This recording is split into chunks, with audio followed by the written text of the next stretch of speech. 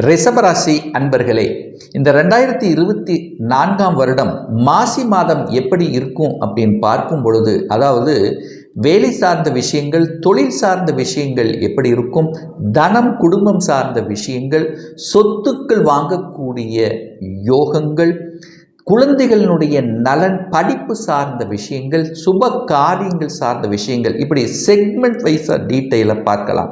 முதலில் உங்களுடைய ராசிநாதன் எப்படி இருக்கார், உங்களுடைய மனநிலை, உங்களுடைய செயல்திறன் எப்படி இருக்குன்னு பார்க்கும் பொழுது, உங்கள் ராசிநாதன் என்று சொல்லக்கூடிய சுக்கிர பகவான் 9ஆம் இடம் என்கின்ற பாக்கியஸ்தானத்தில் இருப்பது உங்களுக்கு கூடுதல் நன்மையை தரக்கூடிய அமைப்பு. அப்போது ராசிநாதன் பாக்கியஸ்தானத்தில் இருக்கிறதுனால உங்களுடைய விஷயங்கள், உங்களுடைய எண்ணங்கள் சார்ந்த விஷயங்கள் ஏதாவது ஒரு பாக்கியத்தை சார்ந்தது, அதாவது தொழிலை விரிவுபடுத்துவது, தனலாபத்தை பெருக்குவது, குழந்தைகளினுடைய நலன், இந்த மாதிரி ஏதாவது ஒரு பாக்கியங்கள் உங்களுக்கு கிடைக்கக்கூடிய விதத்தில் தான் இந்த மாதம் உங்களுக்கு சிறப்பாக இருக்கு அப்படின்னு சொல்லணும்.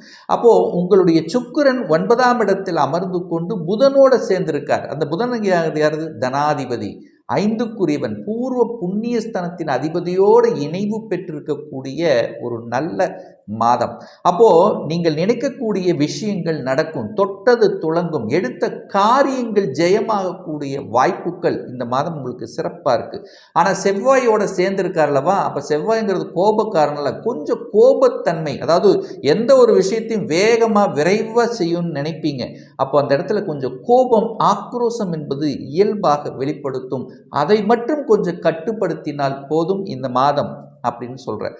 அதே சமயத்தில் அந்த பொருளாதாரம் சார்ந்த விஷயங்கள், அதாவது உங்களுடைய வேலை சம்பந்தப்பட்ட விஷயங்கள், தொழில் சார்ந்த விஷயங்கள் எப்படி இருக்குன்னு பார்க்கும் பொழுது 10ஆம் இடத்தை பார்க்கணும். அந்த 10ஆம் இடத்தின் அதிபதியான சனி பகவான் ஆட்சி பலம், மூல திரிகோண பலம் பெற்று வலிமையாக 10ஆம் இடத்திலேயே உட்கார்ந்திருக்கார். அந்த 10ஆம் இடத்தில் சூரியனும் அமர்ந்திருக்கார், திக்பலத்தோட வலிமையாக இருக்கார். அப்போது அதிகாரம் சம்பந்தப்பட்ட வேலை உங்களுக்கு நிச்சயமாக கிடைக்கும். அதாவது உங்களுக்கு அடுத்த ஒரு ப்ரமோஷன் கிடைக்கக்கூடிய வாய்ப்புகள் இந்த காலகட்டம் உங்களுக்கு சிறப்பாக இருக்குது அப்படின்னு அர்த்தம். அதாவது சூரியனுங்கிறது அதிகாரம் அல்லவா, அப்போ அதிகாரம் சார்ந்த விஷயங்கள், அதிகாரத்துக்கு செல்லக்கூடிய விஷயங்கள், ஒரு தொழிற்சாலையை நிறுவக்கூடிய தன்மை, அதாவது ஒரு சொந்த தொழிலை ஆரம்பிக்கணும் அப்படிங்கிற அந்த எண்ண ஓட்டங்கள் அதிகமாக இந்த மாதம் உங்களுக்கு இருக்கும். அப்போ ஒரு நல்ல வேலையாட்கள் கிடைப்பார்கள். அதாவது அந்த வேலையாட்களும் நல்ல திறமைசாலிகளாக இருப்பார்கள். அவர்கள் மூலமாக இந்த மாதம் உங்களுக்கு ஒரு நல்ல லாபத்தை அனுபவிக்கக்கூடிய தன்மை. நீங்கள் ஒரு வேலையில் இருக்கிறீங்கன்னா மேலதிகாரியினுடைய பாராட்டை பெறக்கூடிய அமைப்பு, அதாவது ஒரு அடிஷனலாக வேலை கொடுப்பாங்க. அந்த வேலையை நீங்கள் திறம்பட செய்து முடித்து பாராட்டை பெறக்கூடிய ஒரு நல்ல நிகழ்வு இந்த மாதம் உங்களுக்கு அமையப் போகிறது. அப்போ ஒரு நல்ல வேலை செட்டில் ஆகலைங்கிறவங்களுக்கு வேலை மாற்றங்கள் கிடைக்கக்கூடிய அமைப்பு, உங்கள் படித்த படிப்புக்கு கிடைக்கான வேலை கிடைக்கக்கூடிய அமைப்பு, நீங்கள் இதுவரைக்கும் நல்ல உழைத்ததுக்கான அங்கீகாரம் கிடைக்கக்கூடிய சந்தர்ப்ப சூழ்நிலைகள் இந்த மாதம் உங்களுக்கு சிறப்பாக இருக்குதுன்னு சொல்லணும் இந்த ரிஷபராசி அன்பர்களுக்கு. அதே சமயத்தில் பார்த்தீங்கன்னா, ஒரு அரசு எக்ஸாம் எழுதி வெயிட் பண்ணிட்டு இருக்கேன், அல்லது அரசாங்க எக்ஸாமுக்குத்தான் நான் போயே ஆகணும், அரசாங்க வேலைத்தான் நான் போயே ஆகணும் அப்படின்னு இருக்கக்கூடிய இந்த ரிஷபராசி எண்ணர்கள், உங்களுடைய எண்ணங்கள் ஈடேறக்கூடிய வகையில் அமைகிறது.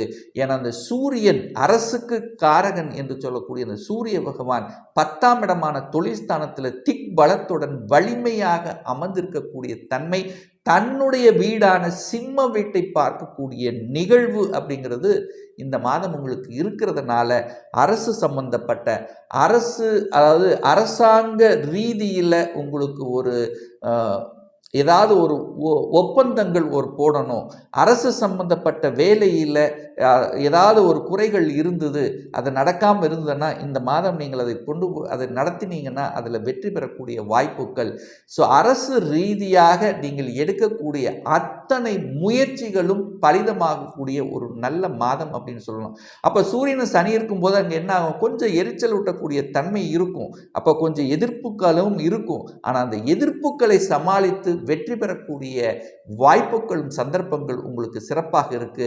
தன்னுடைய புத்தி அறிவை வைத்து செய்யக்கூடிய அனைத்து விதமான தொழில்கள் மூலமாக நல்ல லாபத்தை பெறக்கூடிய அமைப்புகள் இந்த மாதம் உங்களுக்கு சிறப்பாக இருக்கிறது. அப்போ உங்களுடைய ராசிநாதனான சுக்கிரன் சனியினுடைய வீட்டில் இருக்கார். அப்போ உங்களுக்கு யோகத்தை தரக்கூடிய ஒரு கிரகம் அப்படின்னா அந்த சனி பகவான்.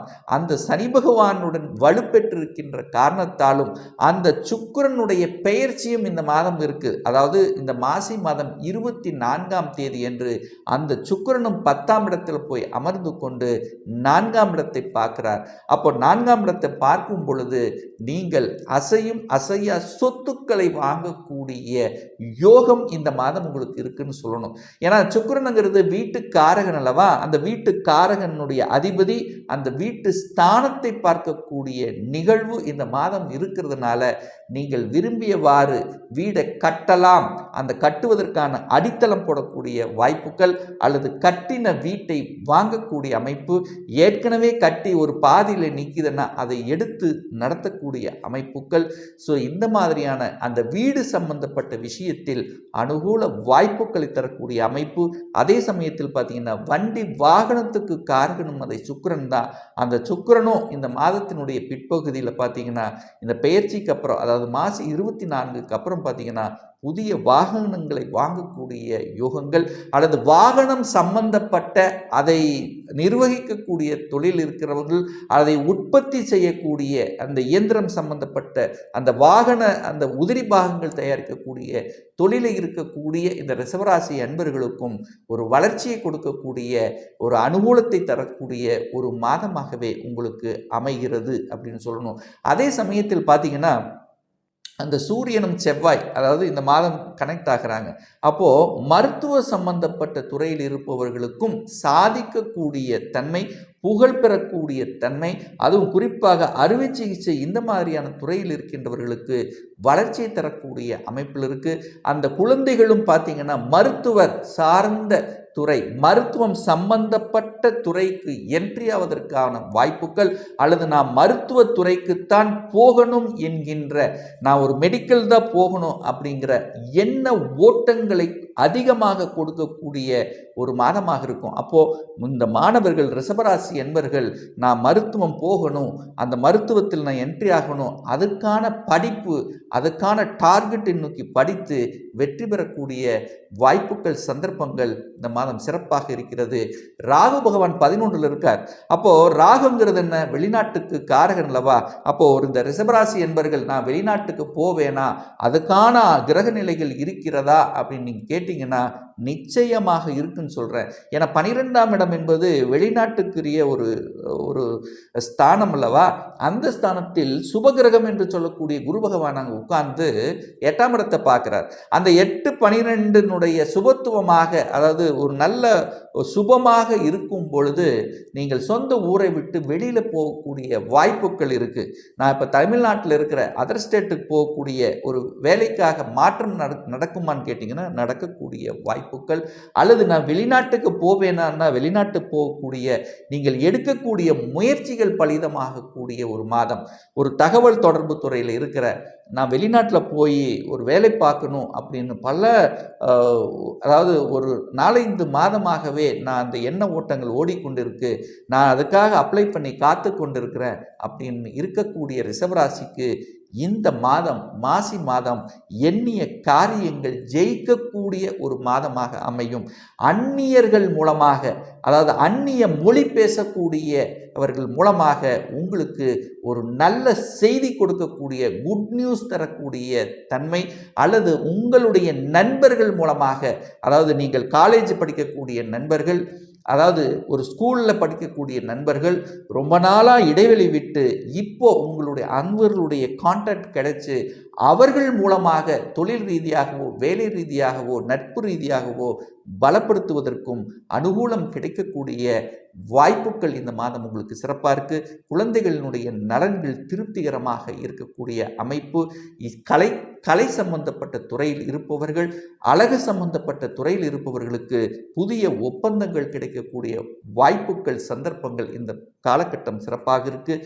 ஒரு வம்பு வழக்கு சம்பந்தப்பட்ட செய்யாத குற்றங்களுக்கு ஒரு தண்டனையாக, ஒரு குறையாக அந்த மாதிரியான இருந்தவர்கள் அதிலிருந்து விடுதலை பெறக்கூடிய சந்தர்ப்பங்கள் இந்த காலகட்டம் சிறப்பாக இருக்கிறது.